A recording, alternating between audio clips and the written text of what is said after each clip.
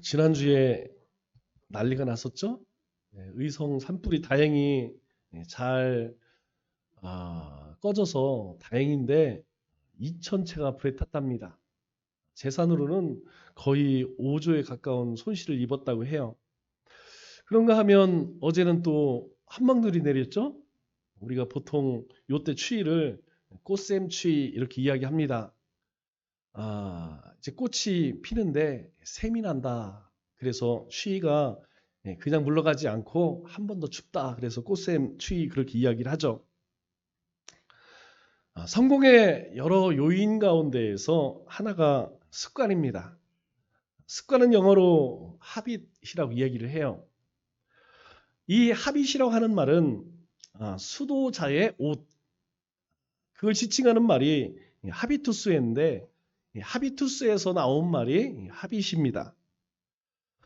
이 수도자들이 입는 옷을 보면 아마 여러분들 한 번쯤 보셨죠? 푸대자루 같은 것, 꼭 푸대자루 같이 생겼어요.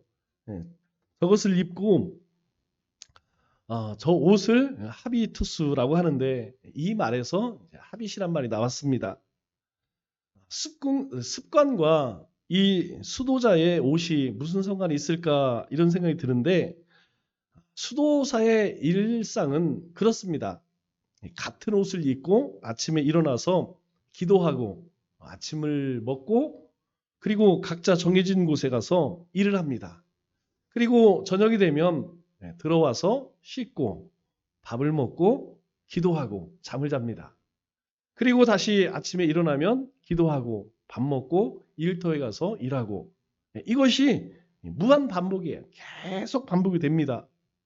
습관은 이처럼 반복을 통해 만들어지고 그렇게 만들어진 습관은 우리의 삶을 만드는 것이죠. 그러면 오늘 우리는 어떤 옷을 입고 있을까요? 사도 바울은 갈라디아서 3장 27절에 우리가 이런 옷을 입었다라고 이야기를 하죠. 어떤 옷이냐면 누구든지 그리스도와 합하여 세례를 받은 자는 그리스도로 옷을 입었다라고 이야기합니다. 예수님을 믿고 예수님과 연합되어서 세례를 받은 자는 그리스도로 옷 입었느니라. 예수의 옷을 입었다 이렇게 이야기를 하죠. 예수로 옷을 입는 것은 처음에는 굉장히 불편합니다. 우리가 옷을 처음에 사서 기성복이죠? 사서 입으면 처음에는 굉장히 불편해요. 그런데 이 옷을 우리가 계속 입고 다니면 어떻습니까? 어느 순간 편해지죠. 우리가 매일매일 어떠한 일을 반복하게 되면 그 반복하는 일이 우리에게 익숙해집니다.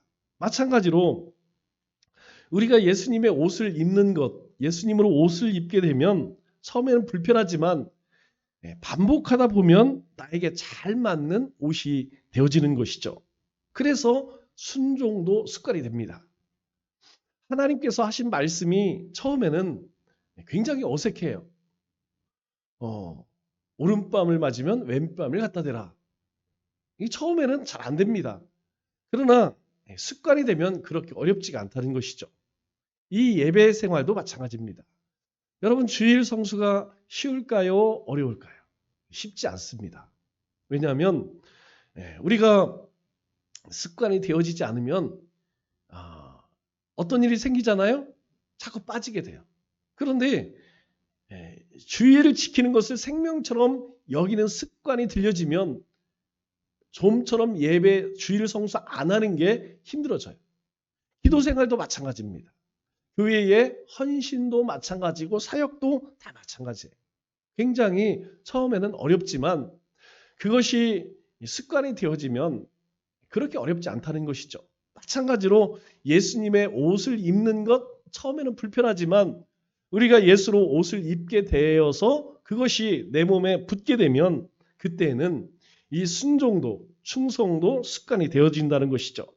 그렇기 때문에 그동안 우리가 익숙했던 옷이 어떤 거예요? 세상적인 옷이죠. 세상의 옷을 벗고 예수님의 옷을 입어서 거룩한 습관을 자꾸 만들어가야 합니다.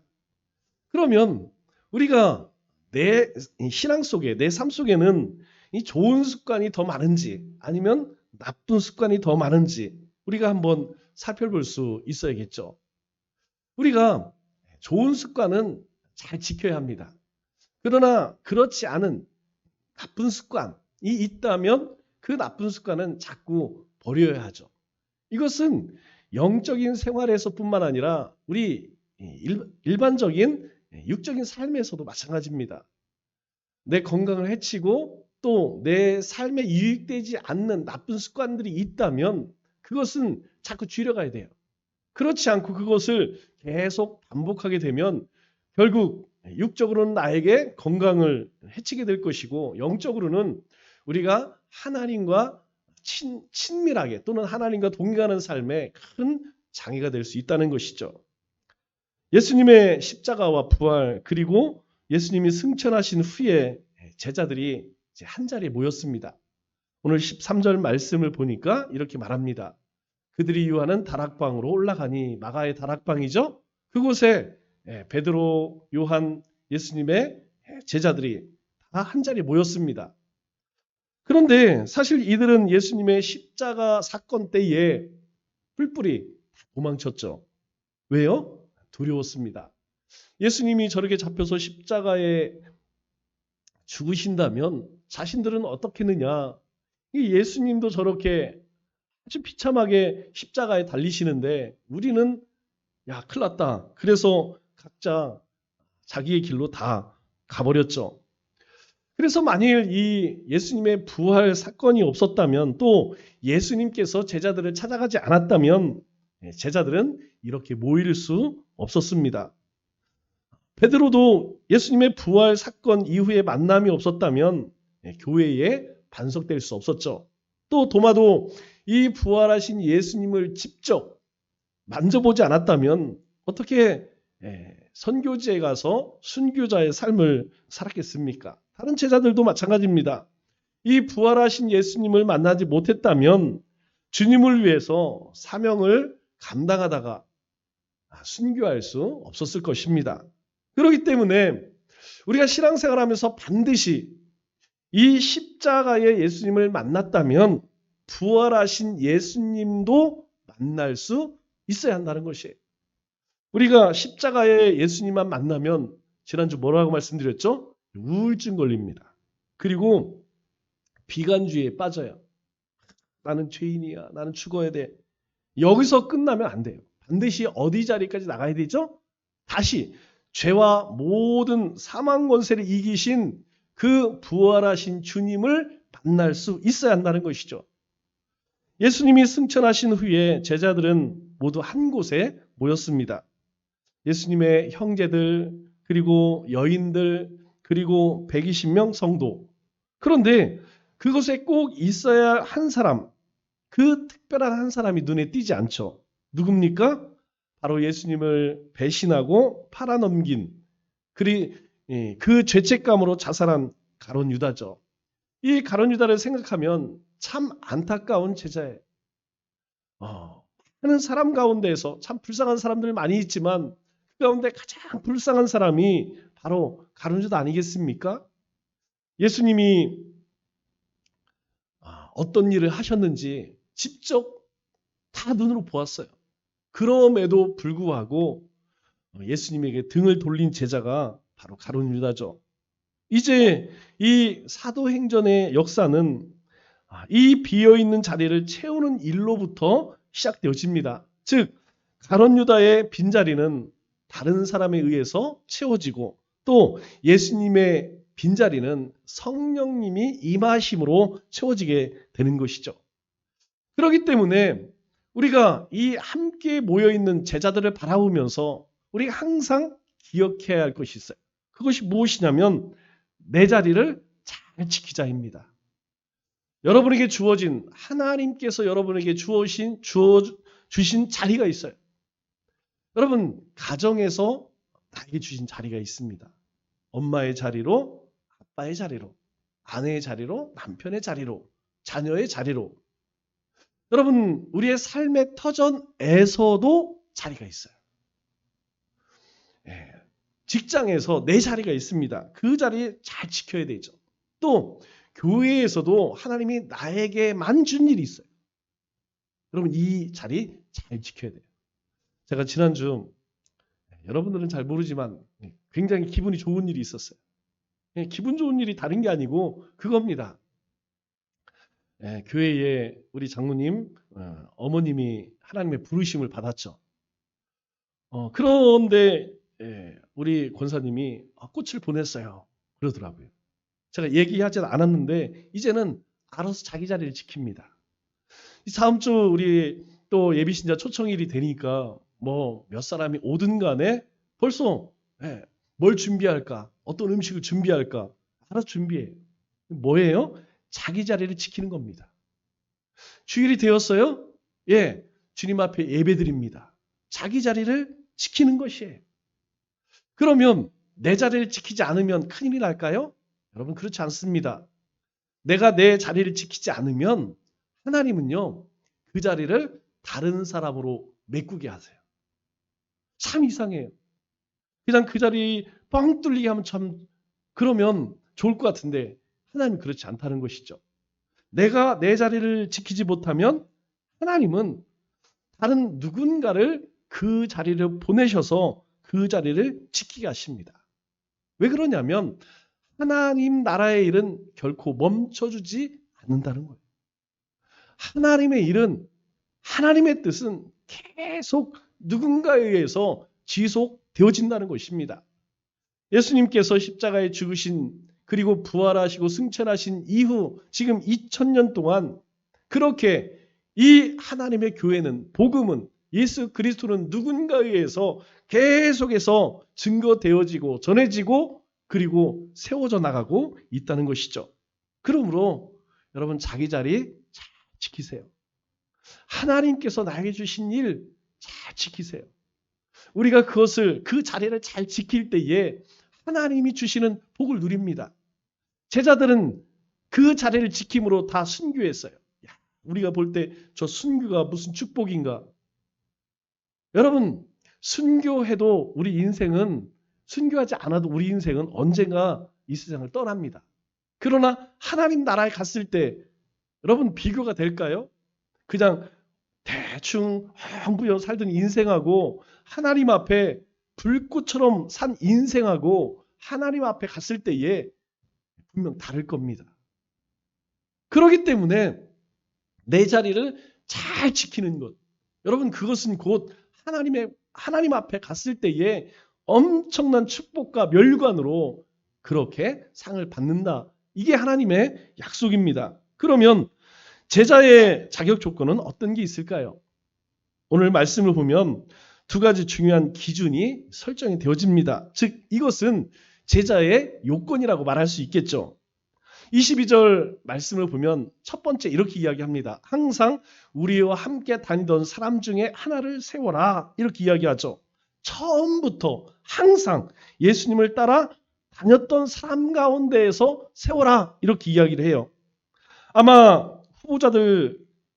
후보자들은 그러니까 가룟유다의 빈자리죠. 그 자리를 채울 예수님의 제자 그 후보는 아마 12제자 가운데는 들어가지 못했어도 적어도 70인 가운데에는 들었어야 했다라는 것이죠.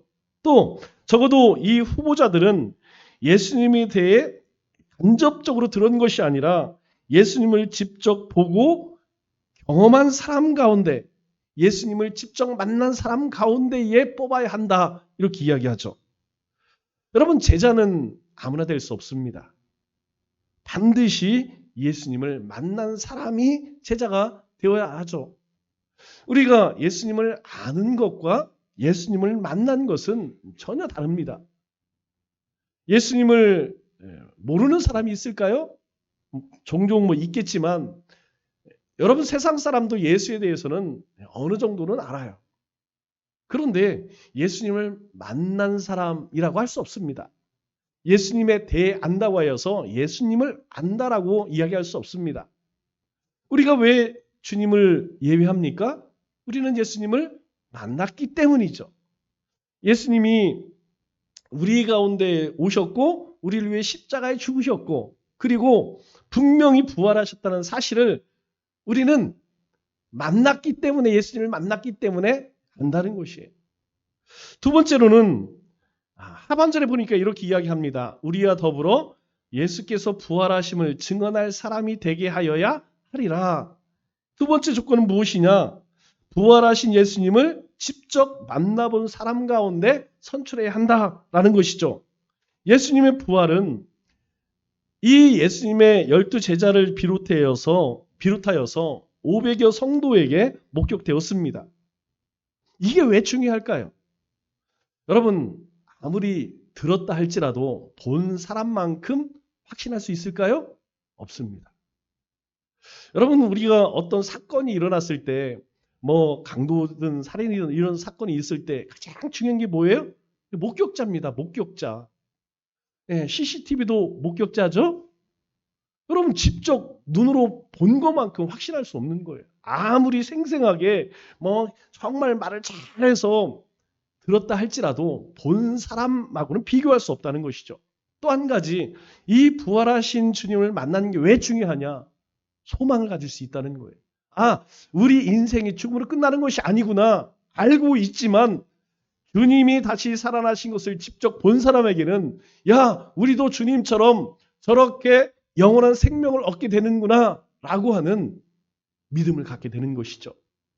여러분 직접 본 사람에게 뭘 얘기하겠습니까? 난 직접 보았어.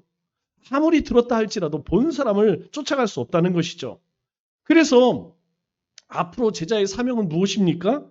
앞으로 제자의 사명은 예수님의 증인이 되는 것인데 무엇보다 중요한 증언 내용이 무엇일까요?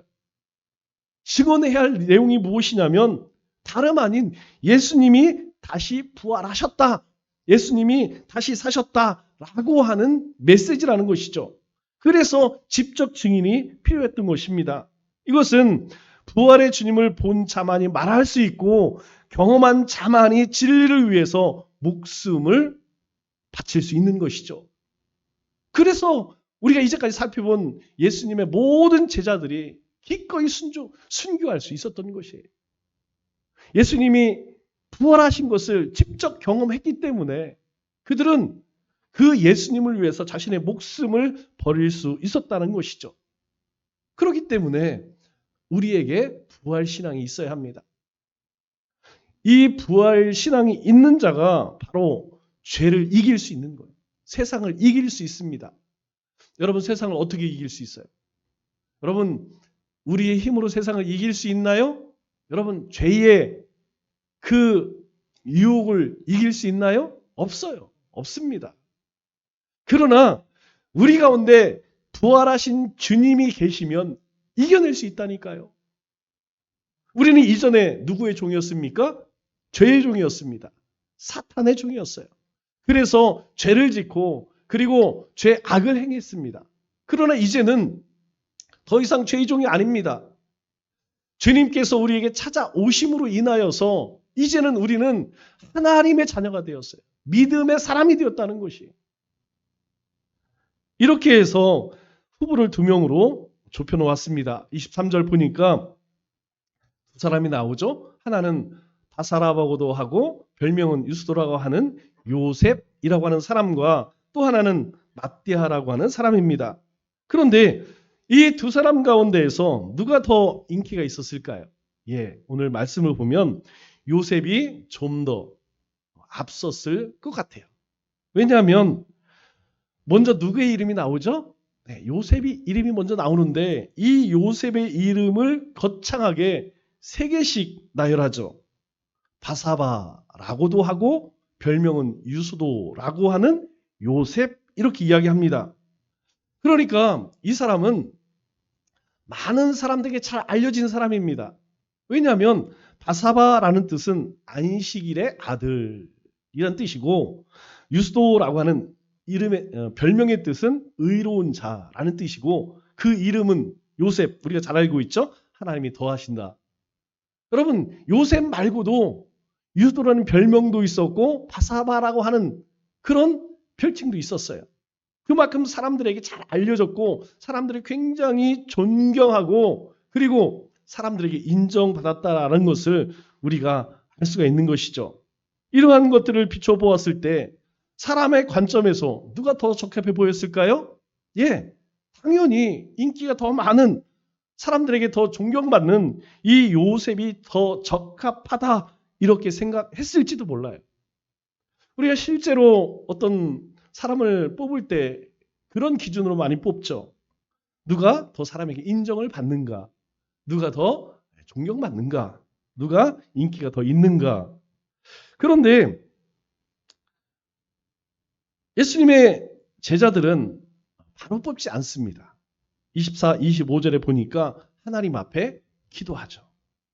그들이 기도하여 이르되 무사람의 마음을 아시는 주님, 이 두 사람 중에 누가 주님께 택한 바 되어.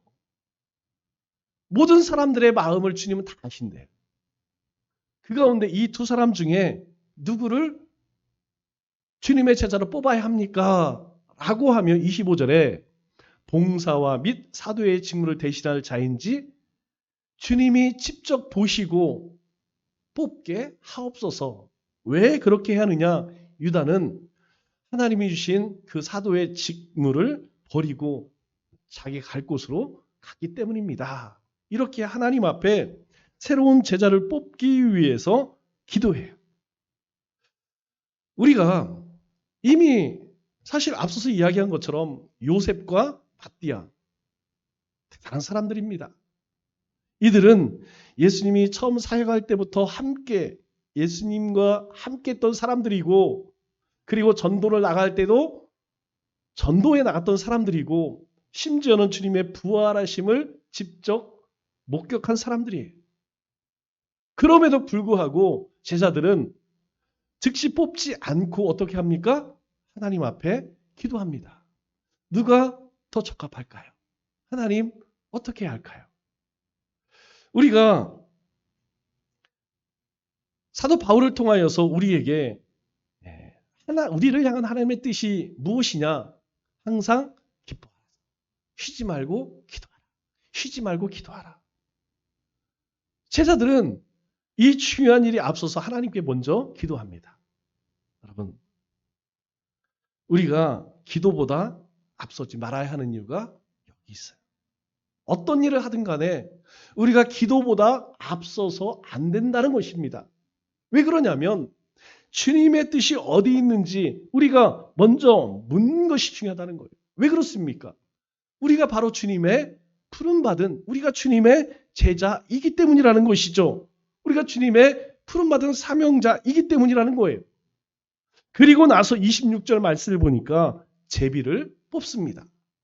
제비를 뽑아 맏디아를 얻으니 그가 11사도의 수에 들어갔다, 이렇게 말씀을 합니다. 여러분, 이 제비 뽑는 것은 우리 구약시대의 하나님의 뜻에 맡기는 방법이죠. 하나님의 뜻이 어디 있습니까? 하나님의 인도하심을 받는 방법 중에 하나예요. 가장 많이 썼던 방법이 바로 이 제비 뽑는 것이죠. 아간이 여리고성에서 물건을 훔쳤어요. 그때 어떻게 합니까? 제비를 뽑습니다. 제비를 뽑으니까 하나님의 뜻이 나타나죠. 이렇게 해서 맏디아가 뽑혔고, 그리고 모든 사람들이 그 결정에 순복을 합니다. 맏디아의 이름의 뜻이 뭘까요? 맏디아는 하나님의 선물이라는 뜻입니다. 하나님의 선물. 하나님의 선물과 같이 바로 이 12제자 가운데 11사도의 수에 이 맏디아가 들어가게 되었죠. 그렇다면 우리는 하나님의 뜻과 우리의 뜻이 항상 같을까요? 우리가 언뜻 보아서는 이 요셉이 훨씬 더 적합해 보입니다. 그러나 기도하죠. 그리고 제비를 뽑습니다.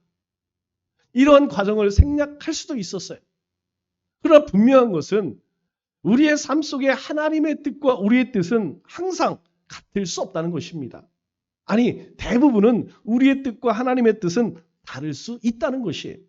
그래서 이사야 55장 8절 9절에 우리에게 이렇게 말씀하죠. 내 생각이 너희의 생각과 다르며 내 길은 너희의 길과 다름이니라. 예, 다릅니다. 또 뭐라고 말씀하세요? 이는 하늘이 땅보다 높음같이 내 길은 너희의 길보다 높으며 내 생각은 너희의 생각보다 높음이니라. 우리가 옳다고 생각할 때가 있습니다. 그러나 내가 옳다고 하는 것이 반드시 하나님의 뜻이 아닐 수도 있다는 거예요. 우리가 항상 어떤 믿음의 길을 걸어갈 때에 왜 하나님께 물어야 하느냐? 왜 하나님께 기도해야 하느냐? 왜 하나님의 방법대로 해야 하느냐? 바로 이것이에요. 우리가 생각할 때는 이것이 옳은 것 같지만 그것이 옳지 않을 수도 있다는 것입니다. 그렇기 때문에 우리는 반드시 하나님의 길이, 하나님의 뜻이 어디 있는지 먼저 하나님께 맡기고 인도하심을 받아야 한다는 것이죠. 오늘 이 말씀은 이 가룟 유다를 대신한 이 제자를 뽑을 때에 어떻게 하나님의 뜻을 찾아가야 하는지 보여주는 그런 말씀입니다. 먼저는 이 성경 말씀 속에서 제자를 보충해야만 했죠. 20절 말씀을 보면 시편에 기록하였으되 제자를 뽑을 때 먼저 하나님의 말씀을 인용합니다. 이 말씀의 내용은 시편 69편과 109편의 말씀입니다. 즉 우리가 왜 제자를 뽑아야 하느냐 그 근거를 대는 것이죠. 우리가 어떤 일을 할 때에는 명분이 아주 중요합니다. 왜 예배를 드려야 할까? 왜 기도를 할까? 왜 전도를 해야 할까? 여러분 이 근거가 없으면 명분이 없으면 왜 해야 하는지 하면서도 방향을 몰라요. 우리가 왜 오늘 예배를 드리는데 왜 예배를 드릴까? 이거 모르면 이 근거가 없으면 명분이 없으면 여러분 이 예배는 하나님 앞에 올려드리기 어렵습니다. 기도도 마찬가지이고 우리의 삶 속의 순종도 마찬가지예요. 내가 어떤 존재인지 나의 정체성을 명확하게 알지 못하면 여러분 흔들릴 수밖에 없습니다. 그래서 이 제자를 뽑을 때 왜 제자를 뽑아야 하는지 시편 말씀을 인용하여서 그러므로 우리가 제자를 뽑아야겠다. 이렇게 결정하게 되죠. 즉 내 생각을 쫓고 내 판단을 쫓지 않기 위해서는 항상 하나님의 말씀이 우리의 삶의 중심에 있어야 한다는 것입니다. 두 번째로는 정해진 기준에 따라서 자신들에게 주신 지혜를 활용해 자격과 경험을 가지고 후보를 찾았죠. 그것이 바로 21절, 22절 말씀입니다. 우리가 살펴본 것처럼 이제 세례 요한으로부터 시작된 이 복음의 시작이 어떤 사람을 기준으로 뽑아야 되느냐. 앞서 살펴봤던 그 두 가지 기준으로 우리가 뽑아야겠다. 이렇게 기준을 세우죠. 여러분 기준이 없으면 어떻게 됩니까? 자기의 인맥, 자기 지인, 청탁을 물리치기가 아주 어렵습니다. 그래서 이 기준이 명확해야 돼요. 그것은 우리 신앙생활도 마찬가지입니다. 내 신앙생활의 기준은 무엇인가? 또 내 삶의 기준은 무엇인가? 여러분 이것이 하나님의 말씀이 되어지지 않으면 그때그때 달라질 수밖에 없죠. 공정할 수 없습니다. 공평할 수 없고 정의로울 수 없는 것이죠. 세 번째로 모든 것을 인도하신 주님 앞에 어떻게 했죠? 기도합니다. 24절 우리가 살펴본 것처럼 이들은 예수님 앞에 먼저 기도하게 되죠.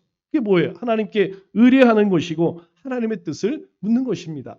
이것이 하나님이 기뻐하시는 일입니까? 하나님이 기뻐하시는 일로 인도하옵소서. 그리고 네 번째로는 하나님의 역사에 의지하여서 하나님께서 가장 적합한 자를 뽑을 것을 믿고 제비를 뽑죠. 이것은 주님께 맡기는 것입니다. 주님의 주권적 역사를 의뢰하는 것이죠. 그러므로 오늘 우리의 삶도 마찬가지입니다. 우리가 하나님의 뜻을 찾기 위해서 말씀으로부터 시작해서 주님이 주시는 지혜를 활용하여 하나님 앞에 기도하고 그리고 성령의 역사를 기다려야 한다는 것이죠. 이렇게 해서 이 유다의 빈자리를 가룟 유다가 채우게 됩니다. 그리고 이 마가의 다락방에 모여서 힘써 기도할 때에 바로 성령이 임하게 되는 것이죠. 이 성령이 임하게 되는 것은 바로 예수님의 자리를 이 성령님께서 채우심을 의미합니다. 즉 성령 시대가 열렸다는 것을 의미하는 것이죠. 오늘 이 시대에 누구를 부르셨을까요? 바로 우리를 부르셨습니다. 바로 우리 가운데에 하나님의 영을 부어주셔서 하나님 나라의 일을 우리에게 맡기셨다는 것이죠. 그렇기 때문에 쓰임받아야 합니다. 우리가 흔히 어떤 그릇이 귀한 그릇이냐, 금그릇이 귀하냐, 은그릇이 귀하냐, 아니면 질그릇이 귀하냐. 세상 사람들의 관점으로는 금그릇이 제일 가치가 있습니다. 그러나 우리의 관점은 그렇지가 않죠. 그 그릇 안에 무엇이 담겨져 있느냐, 이게 중요한 것이죠. 그 그릇 안에 무엇이 담겨져 있느냐. 바로 우리 안에 주님이 담겨져 있기 때문에 우리는 하나님 앞에 쓰임받는 인생으로 부름받았다는 것입니다. 이 마띠아의 행적은 자세하게 기록되어 있지 않습니다. 하지만 이 마띠아는 12사도 중에 한 사람으로 하나님 주신 사명을 잘 감당하고 있었다는 것을 우리가 유추할 수가 있죠. 우리 사도행전 6장 2절 말씀을 보면 이렇게 말씀합니다. 12사도가 모든 제자를 불러 이르되, 우리가 하나님의 말씀을 제쳐놓고 접대를 일삼는 것이 마땅하지 아니하니. 제자들이 많은 잡무가 많았어요. 그러다 보니까 본래 해야 할 일은 제껴두고 잡무에 너무 시달리는 거예요. 그때에 제자들이 이제 한마음이 되어서 결정을 합니다. 야, 우리가 집사를 세워서 그런 잡무는 그들에게 맡기고 우리는 복음 전하는 일, 기도하는 일, 이 일에 힘쓰자. 그때에 성경이 뭐라고 기록합니까? 12사도라고 이야기해요. 11사도가 아니라 12사도. 이 얘기는 뭐예요? 마띠아는 사도로서 그 사명을 잘 감당하고 있었다는 것을 우리에게 말씀하죠. 결국 이 마띠아는 전승에 의하면 에디오피아까지 복음을 전하다가 돌에 맞아 목매달려서 순교한 것으로 알려집니다. 그렇게 해서 가장 늦게 사도로 뽑힌 이 마띠아는 바로 하나님 앞에 그렇게 복음을 위해서 귀하게 쓰임받았죠. 이제까지 우리는 12제자들을 살펴보았습니다. 그런데 이 12제자들 여러분 어떻습니까? 어떤 제자들은 사실 우리보다도 좀 못해 보이는 사도들도 있습니다. 우리와 같은 대부분의 사도들은 우리와 같은 성적을 가진 그런 사람이죠. 그들의 모습을 보면 어떻습니까? 실패한 경험이 있고, 모난 구석이 있고, 불신앙의 모습도 있고, 허물도 많고, 또 나약하고, 겁 많고, 때론 비겁하고, 욕심도 많고, 만만하고, 야심만만하고, 또 실수하는, 그저 별 볼 일 없는 그런 사람들이었습니다. 또 그들이 학문이나 가문이나 재산이나 직업을 보아도 특별할 게 없었던 사람이죠. 그런데 예수님께서는 그들을 불러 쓰십니다. 그들의 조그만 가능성을 보시고 부르셔서 그들 모두가 하나님 나라의 일을 위해서 쓰임받게 하셨다는 것이죠. 즉 주님께서 이들을 부르시고 훈련시키고 변화시켜서 하나님의 나라의 일꾼으로 만드셨다는 것입니다. 그래서 베드로는 그저 길가에 버려진 돌과 같은 그런 인생이지만 반석되게 하셨습니다. 안드레는 사람을 인도하는 사람으로, 또 야고보는 이기적인 사람에서 희생적인 사람으로, 또 요한은 혈기에서 사랑으로, 그리고 빌립은 회의에서 확신으로, 그리고 나다나엘은 편견에서 믿음으로, 도마는 의심에서 헌신으로, 그리고 마태는 매국노에서 형제로, 그리고 유다는 침묵에서 성자로, 그리고 시몬은 열심당원에서 복음에 대한 열정으로 바뀌게 된 것이죠. 이것이 하나님의 능력이라는 것입니다.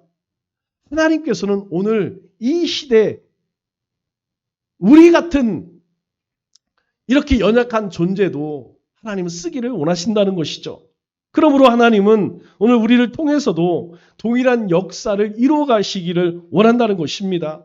못난 제자들의 이 변화에서 가장 결정적인 것이 무엇이었습니까?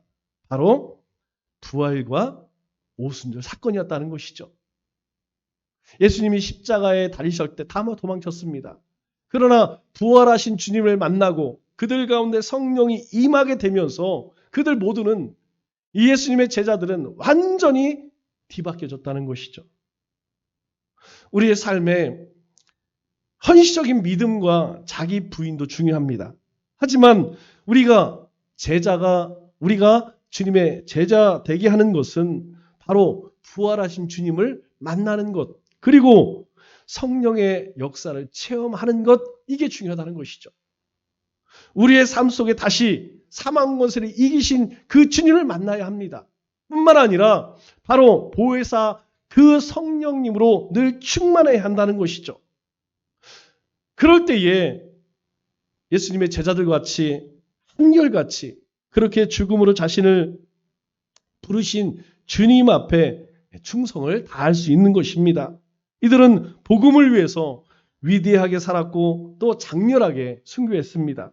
이들 모두가 자기에게 주어진 그 십자가를 지고 주님을 따른 사람들이죠. 말씀을 맺겠습니다. 가룟 유다의 빈자리는 마띠아로 채워졌습니다. 그리고 다시 채워진 12제자는 복음을 위해 목숨을 바쳤습니다. 하나님은 이 시대에 마띠아와 같이 우리를 부르셨습니다. 그리고 성령을 부어주셔서 우리를 사명자 되게 하셨습니다. 그래서 사도 바울은 오늘 우리에게 이렇게 권면을 합니다. 우리 베드로전서 2장 9절 말씀입니다. 우리 다 같이 한 목소리로 같이 읽겠습니다. 시작. 그러나 너희는 택하신 족속이요 왕같은 제사장들이요 거룩한 나라요 그의 소유가 된 백성이니 이는 너희를 어두운 데서 불러내어 그의 기이한 빛에 들어가게 하신 이의 아름다운 덕을 선포하게 하려 하심이라. 주님이 오시는 날까지 하나님의 부르심을 받은 거룩한 백성으로 또 거룩한 사명자로 예수 그리스도의 복음과 하나님 나라의 일을 위해서 귀하게 쓰임받는 우리 믿음의 권속들 다 되시기를 주님의 이름으로 축원합니다.